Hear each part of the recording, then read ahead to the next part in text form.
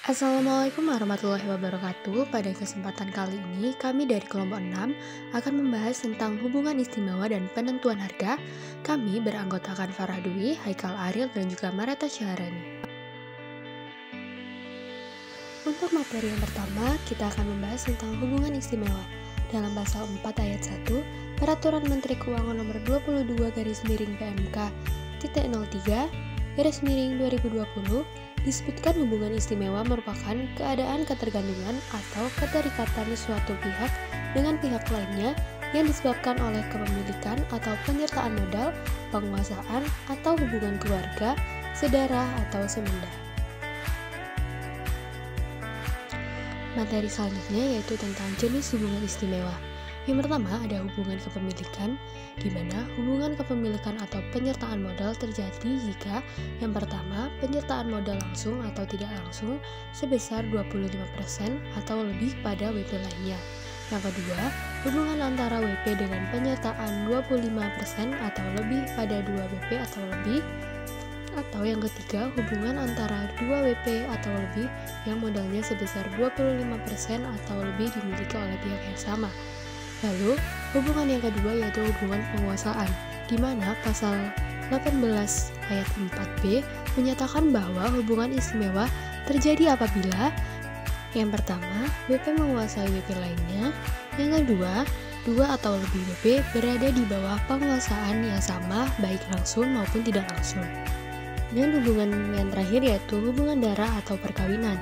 Pada pasal 18 ayat 4c, UU PPH menyatakan bahwa hubungan istimewa dapat terjadi karena hubungan keluarga, baik saudara maupun semenda, dalam garis keturunan lurus dan atau ke samping 1 derajat.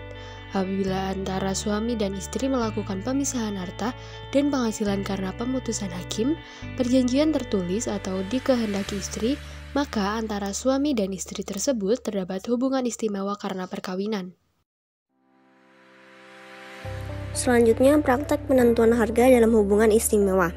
Dalam prakteknya di dunia akuntansi, hubungan transaksi antar pihak-pihak yang memiliki hubungan afiliasi, hubungan keluarga, dan hubungan kepemilikan ini diistilahkan sebagai transaksi antara pihak yang memiliki hubungan istimewa. Transaksi hubungan istimewa ini dapat diakui sah secara akuntansi dan pajak, asalkan WP menerapkan kewajaran dan kelaziman usaha. Prinsip kewajaran dan kelaziman usaha dilakukan dengan langkah-langkah sebagai berikut. A. Melakukan analisis keserbandingan dan menentukan pembanding. B. Menentukan metode penentuan harga transfer yang tepat. C. Menerapkan prinsip kewajaran dan kelaziman usaha berdasarkan hasil analisis keserbandingan dan metode penentuan harga transfer yang tepat ke dalam transaksi yang dilakukan antara WP dengan pihak yang mempunyai hubungan istimewa. D. Mendokumentasikan setiap langkah dalam menentukan harga wajar atau laba wajar sesuai dengan ketentuan perundang-undangan perpajakan yang berlaku.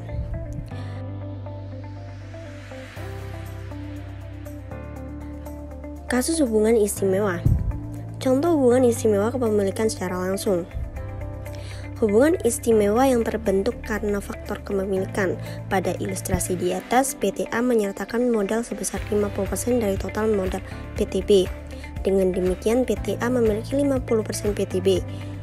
Karena kepemilikan di atas 25%, maka PTA dan PTB dianggap terikat pada adanya hubungan istimewa.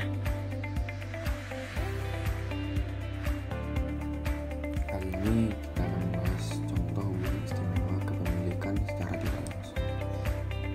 Hubungan istimewa yang terbentuk karena faktor kepemilikan.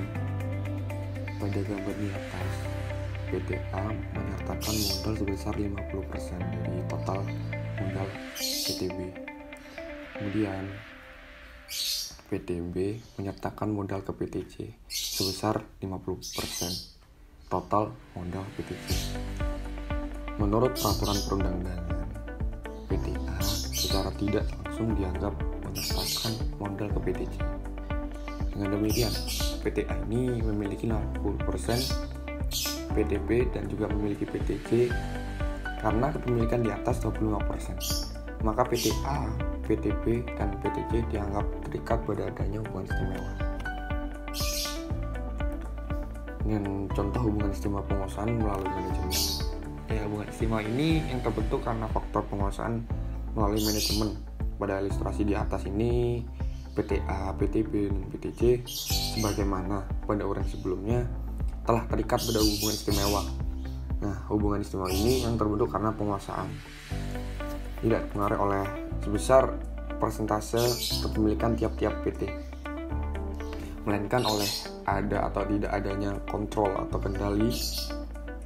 Pada gambar di atas, kendali terbentuk karena adanya orang yang sama atau same person sesuai dengan artikel 9 OECD, Model Tax Convention on Income and on Capital.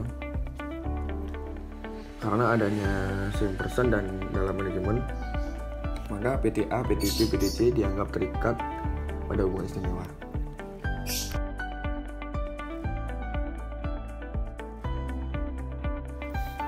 Di slide ini kami membahas tentang penentuan harga transfer antar divisi dalam perusahaan. Yang pertama, harga transfer. Harga transfer adalah harga barang atau jasa yang ditransfer antar pusat pertanggungjawaban dalam perusahaan. Jadi ini meliputi semua bentuk alokasi biaya dari departemen ke departemen lain, dan harga jual produk atau jasa yang ditransfer antar pusat laba. Sebagai contohnya itu seperti biaya listrik, harga jual produk atau jasa yang ditransfer antar pusat laba atau divisi. Selanjutnya, jenis dan aspek transfer pricing. Berdasarkan pihak yang terlibat di dalamnya. Yang pertama itu intercompany transfer pricing, yaitu transaksi yang terjadi antara dua perusahaan yang mempunyai hubungan istimewa. Dan yang kedua, intra-company transfer pricing, yaitu transaksi yang terjadi antar divisi dalam suatu perusahaan. Transfer pricing itu juga dapat dilakukan pada suatu perusahaan dalam suatu negara, domestic transfer pricing, maupun di negara yang berbeda, international transfer